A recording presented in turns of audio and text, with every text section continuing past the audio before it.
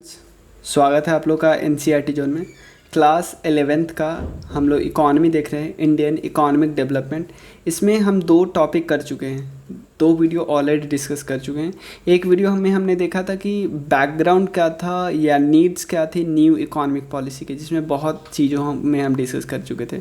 Second video था liberalisation के बारे में, जिसमें हमने देख लिया था कि क्या क्या इकोनॉमिक रिफॉर्म किए थे, बैकग्राउंड क्या था, ज़रूरत क्या थी और क्या क्या रिफॉर्म किए थे। जैसे इंडस्ट्रियल सेक्टर में रिफॉर्म हमने, फिर फिस्कल, फाइनेंशियल, फॉरेन सेक्टर सब में रिफॉर्म किया। फिर हमने देखा था लिबरलाइजेशन एंड लेजिस्लेचर में क्या डिफरेंस होता है। क्लियर। इसमें इस पर्टिकुलर टॉपिक में हम प्राइवेटाइजेशन डिस्कस करेंगे। प्राइवेटाइजेशन देखो, गवर्नमेंट ने जब अपने आप को लिबरलाइजेशन के थ्योरी में किया था, गवर्नमेंट थोड़ा पीछे हट रहा था, यानी गवर्नमेंट फ्रीडम दे रहा था। फ्रीडम किसको दे रहा था? प्राइवेट कंपनी को। तो प्राइवेट कंपनी को दो तरह से फ्रीडम दे सकते हैं। क्लियर। पहला फ्रीडम गवर्नमेंट कैसे दे सकती है? मान लो गवर्नमेंट की कोई पीएसयू है, गवर्नमेंट उसको पूरा पूरा बेचते हैं, कंप्लीट बेचते हैं। जैसे गवर्नमेंट क्या कर सकते, गवर्नमेंट की एक पीएसयू है, गवर्नमेंट किसी प्राइवेट एबीसी को पूरा पूरी बेचते हैं, यानी गवर्नमेंट सीधा अपना पल्ला झाड़ ले। इससे फ़ायदा क्या होगा कि गवर्नमेंट के साथ बहुत सारे पैसे आएंगे, गवर्नमेंट की फिस्कल डेफिसिट कम होगी। क्लियर। और भी हो सकते हैं फ़ायदा कि ये फिर जो प्रोडक्ट बनाएगी वो ज़्यादा एफिशिएंट होगा, इस पीएसयू का मैनेजमेंट अच्छा से हो जाएगा, ये सब कुछ होता है।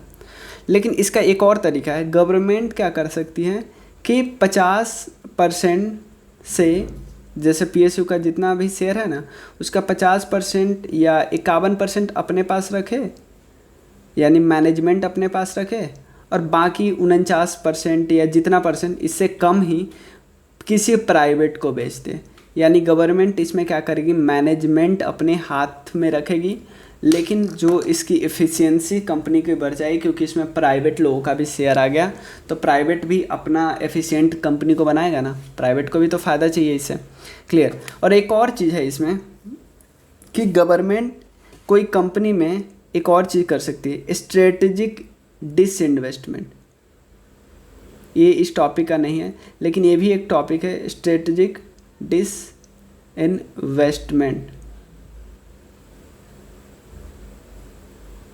गवर्नमेंट इसमें क्या कर सकती है, 50% से कम में ही बेच दे, लेकिन गवर्नमेंट क्या कर सकती है, मैनेजमेंट भी सौंप सकती है किसी और को, किसी प्राइवेट कंपनी को मैनेजमेंट में। तो प्राइवेटाइजेशन समझ लिया। प्राइवेटाइजेशन क्या होता है कि गवर्नमेंट क्या कर सकती है, process of involving of private sector को इन्वॉल्व करो इन द ऑनरशिप अगर पूरा पूरी बेचती है, इसको बोलते हैं प्राइवेटाइजेशन। एक होता है दो टर्म है, प्राइवेटाइजेशन एंड डिसइन्वेस्टमेंट। डिसइन्वेस्टमेंट का मतलब क्या है कि आपने 100% शेयर है गवर्नमेंट पर, आपने 49% किसी को बेच दिया, यानी अभी भी मैनेजमेंट आपके हाथ में है। Clear. Process of involving a private sector in the ownership and operation of a state owned enterprises.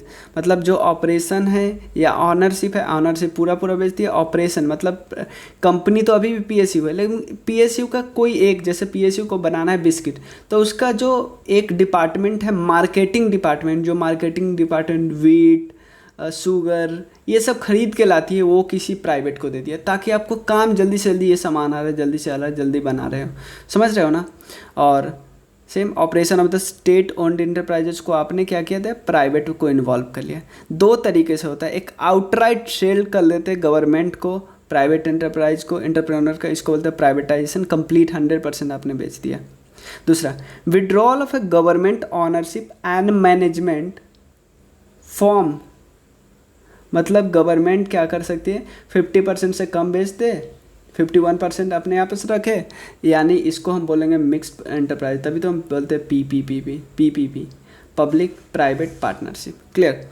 तो डिसइन्वेस्टमेंट एक टर्म हमने डिस्कस कर लिया कि policy instrument to promote privatization, government sell it share, पूरा नहीं बेचता, share of PSU to private investor को शेयर बेच देता है। इसका फ़ायदा क्या होता है कि मेजर टू इम्प्रूव प्रोडक्शन होगा। गवर्नमेंट अभी अच्छे से प्रोड्यूस नहीं कर पा रही थी, क्योंकि गवर्नमेंट को और सारे भी बहुत सारे काम होते हैं, तो इतनी गवर्नमेंट की हो सकता है, गवर्नमेंट का इस पर्टिकुलर सेक्टर में गवर्नमेंट की उतनी मतलब कि टेक्निकलिटी नहीं रही होगी, क्योंकि प्राइवेट कोई कंपनी खोलता है तो एक पर्टिकुलर सेक्टर में खोलता है, एक पर्टिकुलर सेक्टर में उसको बहुत ज़्यादा नॉलेज होता है, तो वहाँ प्रोडक्शन अच्छे से हो सकता है, एफिशिएंसी इंक्रीज होगी और मॉडर्नाइजेशन होगी, और फिजिकल डेफिसिट तो होगा ही, क्योंकि इससे आप गवर्नमेंट को पैसा दे रहे हो, तो फिर फिजिकल डेफिसिट हो जाएगा, मतलब बच जाएगा। उसका ऑब्वियस गेन देख लेते हैं कुछ, और कुछ लॉस देते हैं। इसका फ़ायदा क्या होता है और इसका नुकसान क्या होता है। तो सबसे पहले हम देख लेते हैं फ़ायदा।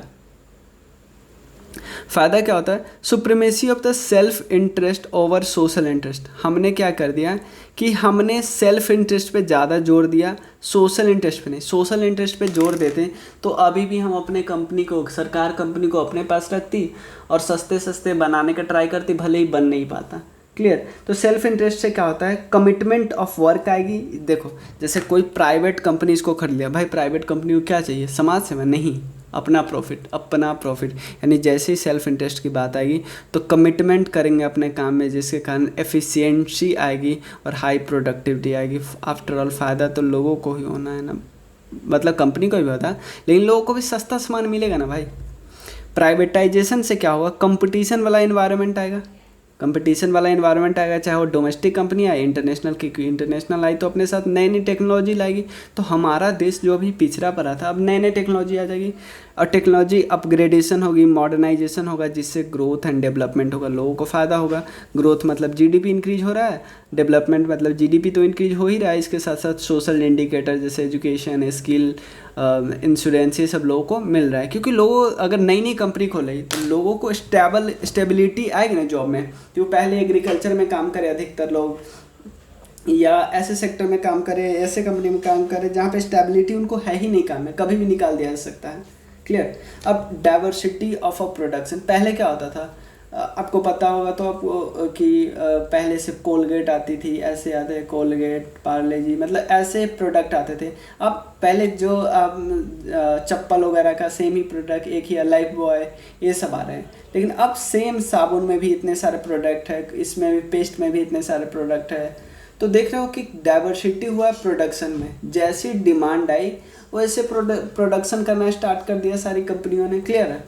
High degree of consumer sovereignty, consumer को आप अपने पे देखो। पहले क्या होता था, जब कंपनी बनाएगी कुछ ही सामान, जैसे पीएसयू कुछ ही सामान बनाते हैं, खाना है तो पार्ले जी खाओ, दूसरा बिस्किट नहीं है, सिंपल आंसर है। नहाना है तो लाइफ बॉय से नहाओ, नहीं तो नहीं। तो आपको पता है ना कि कंज्यूमर के पास अपना जो था कि मुझे ये नहीं करना है, ये नहीं, इससे नहीं, इसको नहीं खाना है, ये नहीं कंज्यूम करना है, तो आपके पास ऑप्शन ही नहीं था। लेकिन अब क्या हो गया? ऑप्शन आ गया, क्योंकि डाइवर्सिटी हो गया प्रोडक्शन में, तो अब ऑप्शन हो गया, वाइडर चॉइस बढ़ गया। बेटर क्वालिटी ऑफ लाइफ, आपको पता है यार ये कर लेंगे तो अच्छा होगा, लाइफ अच्छा होगा। लेकिन इससे नुकसान भी कुछ नुकसान हुआ। नुकसान हम देख लेते हैं क्या क्या नुकसान हुआ। कि सोशलिस्ट सोसाइटी में हुआ लॉसेस ऑफ द प्रैक्टिकल। देखो, हमने बोला था ना आज़ादी के समय जवाहरलाल नेहरू एवं सुभाष चंद्र बोस भी आज़ाद बोलते थे सोशलिस्ट सोसाइटी, कि मतलब वेलफेयर पे काम करेंगे, लोगों को वेलफेयर के लिए चाहे कुछ भी हो जाए, इसके अलावा कुछ सोचेंगे नहीं। तभी तो हम स्टार्टिंग में प्राइवेट कंपनी को एंट्री नहीं दे रहे थे, क्योंकि हम सोचते थे कि प्राइवेट कंपनी तो लोगों की भलाई कर ही नहीं सकता, तो प्राइवेट कंपनी को क्यों दे।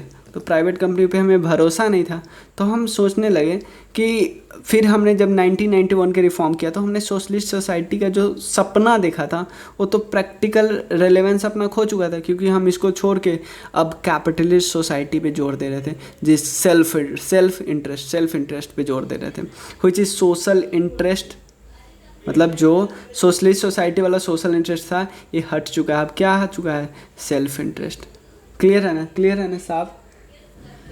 Rate are based on market force. Rate किस पे डिपेंड करता है? सामान का डिमांड एंड सप्लाई पे। वीकर सेक्शन कहाँ जाएंगे भाई? अगर प्राइस महंगा हो जाएगा तो प्याज अगर 100 रुपये महंगा हो जाएगा तो लोग कहाँ पे जाएंगे? चलो ये प्याज का एग्जांपल यहाँ पे प्रैक्टिकली इनकरेक्ट है, मतलब नॉर्मल सामान का बोलते हैं, क्योंकि ये प्याज का दाम महंगा होना किसी सीजनल हैम्पर या और भी कुछ फैक्टर पे डिपेंड करते हैं। क्लियर है? तो इस पर्टिकुलर टॉपिक में इतना ही है। और इसमें हमारा पूरा प्राइवेटाइजेशन कंप्लीट हो गया। प्राइवेटाइजेशन करने का दो तरीका है, या तो हम 100% बेच दो या कुछ पार्ट बेचो। 100% बेचोगे तो प्राइवेटाइजेशन होगा, डिसइन्वेस्टमेंट होगा। आपको गूगल ज़रूर करना है, स्ट्रेटजिक डिसइन्वेस्टमेंट, 2 लाइन विकिपीडिया से उठाइए और बस समझ लीजिए। समझा तो मैंने ही दिया, बस उसको इसमें टेप लीजिए। क्लियर।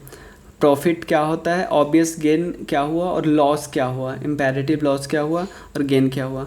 अब नेक्स्ट वीडियो में हम डिस्कस करेंगे ग्लोबलाइजेशन। चलिए, थैंक यू सो मच।